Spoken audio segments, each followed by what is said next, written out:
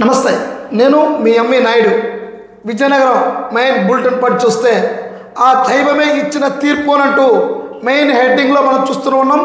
Chandrababu diversion politics చెల్లబోనంటూ కళ చెదిరింది, కథ మారింది, కన్నీరే ఇక మిగిలింది అని ఓ సినీ కవి ఎప్పుడో రాసినట్లు అచ్చంగా అలాంటి పరిస్థితే కూటమి ప్రభుత్వం ముఖ్యమంత్రి చంద్రబాబు నాయుడు అండ్ కోకో ఎదురైంది. తాను ఒకటి తలిస్తే దైవం మరొకటి తలిసినట్లు తయారైంది కూటమి ప్రభుత్వ పెద్దల పరిస్థితి. కోట్లాది మంది శ్రీవారి భక్తుల మనోభావాలను భంగం కలిగిస్తూ చివరికి భగవంతునే రాజకీయాలు లాగుతున్న చంద్రబాబు నేతృత్వంలో కూటమి ప్రభుత్వానికి దేశ అత్యున్నత న్యాయస్థానం సుప్రీంకోర్టు ఇచ్చిన తీర్పు చెంపు చెల్లిమని తగిలింది. తిరుమల లడ్డీలో కల్తీ నెయ్యి వాడారనే వివాదంపై దాఖలైన పిటిషన్ల మీద శుక్రవారం సుప్రీంకోర్టులో విచారణ జరిగింది. చంద్రబాబు వేసిన సిట్ను రద్దు చేస్తూ నిర్ణయం తీసుకున్న అత్యున్నత న్యాయస్థానం సిబిఐ డైరెక్టర్లో పర్యవేక్షణలో 5 సభ్యులతో స్వతంత్ర సిట్ దర్యాప్తు ఆదేశించింది. ఈ అంశంపై పొలిటికల్ డ్రామా చేయవద్దంటూ కూటమి ప్రభుత్వానికి హెచ్చరించింది. సుప్రీంకోర్టు తీర్పుపై సర్వత్రా హర్షం వ్యక్తమవుతూ ఉంది. సుప్రీంకోర్టు నిర్ణయంతోనే న్యాయస్థానాలపై ఉన్న గౌరవం మరింత పెరిగింది అన్నట్టుగా మనం ఈ కథనంలో చూస్తూ ఉన్నాం. చంద్రబాబు అండ్ కూటమి ప్రభుత్వం వీళ్ళందరికీ కూడా ఉన్నత న్యాయస్థానం తిరుపతి లడ్డు విషయంలో అయితే మాత్రము తీవ్ర తీర్పునైతే ఇచ్చింది. దీన్ని అందరూ కూడాను స్వాగతించారు. అయితే ఇక్కడ చంద్రబాబు అయితే మాత్రము 100 రోజుల పరిపాలన ఎలా పక్కకు తోవ పట్టించాలని ఒక పొలిటికల్ హైడ్రామా అయితే నడిపారు. దీంట్లో డిప్యూటీ సీఎం మొత్తం బీజేపీ అందరూ కూడా ప్రజలందరినీ మభ్యపెట్టాలని ఆలోచన చేసేటప్పుడు అప్పుడు సుప్రీంకోర్టు ఇక్కడ న్యాయస్థానాలపై మరింత గౌరవం పెరిగిందని ప్రజలందరూ కూడా నమ్ముతూ ఉన్నారు. ఎందుకంటే ఎన్నో కోట్ల జనాభా యొక్క ఆరాధ్య దైవం కలియుగ శ్రీవారిని ఏ విధంగా మీరు రాజకీయం కులమాలి అనుకుంటున్నారు? మీ సిట్ కాదు, ఇక్కడ సుప్రీంకోర్టు ఒక తీర్పు అయితే ఇచ్చిందో దానిపై దర్యాప్తు చేసి అది కూడా పూర్తి నివేదిక వచ్చిన తర్వాత ఎవరైనా మాట్లాడాలి అని ఇక్కడ ఇచ్చిన తీర్పు అయితే మాత్రం అందరూ స్వాగతిస్తున్నామని చెప్తూ ఉన్నారు. అయితే మధ్య శ్రీనివాసరావు అలాగే మాజీ ఎమ్మెల్యేలు అలాగే ఎంపీ ప్రతి ఒక్కరు కూడా ఇది మూర్ఖ రాజకీయాలకు ఒక చెంప చెట్టునని ఇక్కడ చూస్తూ ఉన్నాం. కూటమి కుట్రలు బయటపడతాయి, ధర్మం న్యాయం గెలిచిందంటూ మాజీ ఎంపీ విజయనగరంలో చూస్తున్నాం. దిగజారుడు రాజకీయాలకు చెంప చెట్టునంటూ మనం చూస్తూనే ఉన్నాం.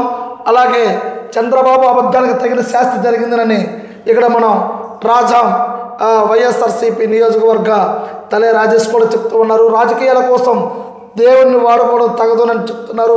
నిజాలు బయటకు వస్తాయని ఇవన్నీ ప్రకటనలు చూస్తుంటే భక్తుల మనోభావాలు దెబ్బతీసేలా చంద్రబాబు ప్రకటనలు ఉన్నాయి. ఏదైనా సరే న్యాయం గెలిచింది, కలియుగ దైవం అక్కడ మాకు కల్లోకి వచ్చినట్టు చెప్పిన చంద్రబాబుకు అబద్ధాలకు చెంప చెల్లెమనిపించేలా సుప్రీంకోర్టు ఎప్పుడైతే చెప్పడంతో ప్రజల్లో కోర్టులపై కూడా ఒక నమ్మకం అనేది కుదిరినట్టుగా ఈ దృశ్యాలు అయితే చూస్తూ ఉన్నాం. అలాగే మరొక కథనం చూస్తే కలెక్టర్ డాక్టర్ బిఆర్ అంబేద్కర్ జిల్లా అవసరాల మేరకు ఇసుక సిద్ధం మాట్లాడుతున్న కలెక్టర్ బిఆర్ అంబేద్కర్ జిల్లాలో నిర్మాణాలు నిరాటంకంగా కొనసాగించేందుకే వీలుగా తగినంత ఇసుక అందుబాటులో ఉంచినట్టు కలెక్టర్ డాక్టర్ బిఆర్ అంబేద్కర్ తెలిపారు. తన ఛాంబర్లో శుక్రవారం నిర్వహించిన జిల్లా స్థాయి ఇసుక కమిటీ సమావేశంలో ఆయన మాట్లాడారు. జిల్లాలో ప్రస్తుతం అందుబాటులో ఉన్న ఇసుక జిల్లా అవసరాలకు స్టాక్ పాయింట్లు, డీసిల్టింగ్, కొత్త ఇసుక రీతిలో రవాణా ఏర్పాట్లు, నిఘా తదితర అంశాలపై చర్చించారు. ఈ సందర్భంగా కలెక్టర్ మాట్లాడుతూ ఇసుక రవాణాకు రిజిస్టర్ చేసుకున్న స్థానిక వాహనాలకు మాత్రమే అనుమతించాలని ఆదేశించారు. బుక్ చేసుకున్న ఇసుకను సరిపడేంత వాహనాన్ని మాత్రమే తీసుకురావాలని, ఈ మేరకే యాప్లో మార్పులు చేయాలని సూచించారు. అయితే ఇసుక ఎవరు కూడా ఇబ్బంది పడకూడదు, లబ్ధిదారులు నిర్మాణాలు నిరాటంగా కొనసాగించేందుకే ఇక్కడ మేము పూర్తి స్థాయిలో ఏర్పాటు చేస్తున్నామని ఇక్కడ విజయనగరం జిల్లా కలెక్టర్ అయితే మాట్లాడుతున్నట్టుగా మనం చూస్తూనే ఉన్నాం. డయేరియాతో మంచం పట్టిన విశ్వనాథపురం మనం చూస్తూ ఉన్నాం.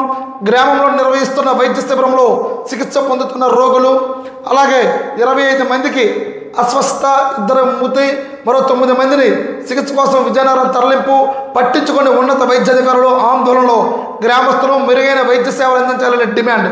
స్పందించిన మంత్రి సంజయ్ రాణి, రోగులు పరామర్శించిన మాజీ డిప్యూటీ సీఎం రాజేంద్ర మండలంలోని పాచిపెంట విశ్వనాథపురంలో డయేరియాతో ప్రబలింది. ఏకంగా ఒకేసారి 25 మంది వ్యాధి బారిన పడ్డారు. వీరిద్దరిలో గురువారం రాత్రి మృతి చెందగా మరో 9 మంది విజయనగరం ప్రభుత్వ ప్రైవేట్ ఆసుపత్రిలో వైద్యుల సేవలు అందుతూ ఉన్నట్టుగా మనం ఇక్కడ చూస్తూనే ఉన్నాం. మొత్తం కూడా ఈ గ్రామంలో నిర్వహిస్తున్న వైద్య శిబిరంలో అయితే మాత్రము పూర్తిగా అధికారులు అయితే మాత్రము విఫలమయ్యారు. ఈ డయేరాతో ఇక్కడ సాక్షాత్ చనిపోవడం కూడా జరిగింది. అలాగే 2 చనిపోయారు, మరో 25 మందికి అస్వస్థత జరిగింది. దీని వెంటనే విజయనగరం జిల్లాలో కొంతమంది ప్రైవేట్ ఆసుపత్రులు ప్రభుత్వ ఆసుపత్రులు కూడా వెళ్ళడం జరిగింది. దీంట్లో పూర్తిగా ఇంటింటికి రోగాలు, డయేరియాతో ఇంటింటికి రోగాలు కనిపిస్తూ ఉన్నారు. దీని వైద్య అధికారులు స్పందించిన మెరుగైన వైద్య సేవలు అందించాలని చూడాలని కోరుతూ ఉన్నారు. అయినా సరే ఇక్కడ ఎవరో పట్టించుకోకపోవడంతో గ్రామంలోనే మనం పూర్తి విజువల్స్ మనం చూస్తూ ఉన్నాం. ఇక్కడ పూర్తి గ్రామం మొత్తం కూడా డయేరియా రావడంతో ఇక్కడ అధికారులు చాలా తక్కువ కొరతతో ఉండడంతో కూడా గ్రామంలో నిర్వహిస్తున్న వైద్య శిబిరంలో కూడా చాలామంది రోగులైతే మాత్రం ఇబ్బంది పడుతున్న దృశ్యాలు అయితే చూస్తూనే ఉన్నాం. ఇక్కడ అప్రమత్తం అవ్వకపోతే ఒక గ్రామమే కాదు, అక్కడ ఉన్న మండలానికి పక్కన ఉన్న గ్రామాలు అన్నీ కూడా ఇబ్బంది పడతాయి. కాబట్టి ఖచ్చితంగా అధికారులు ఇప్పటికీ అప్రమత్తమయ్యి ఎవరికి ఇబ్బంది లేకుండా చూడవలసిన బాధ్యత అధికారులు. చూస్తూనే ఉండండి ఎంవీ న్యూస్. నేను మీ ఎంవీ నాయుడు.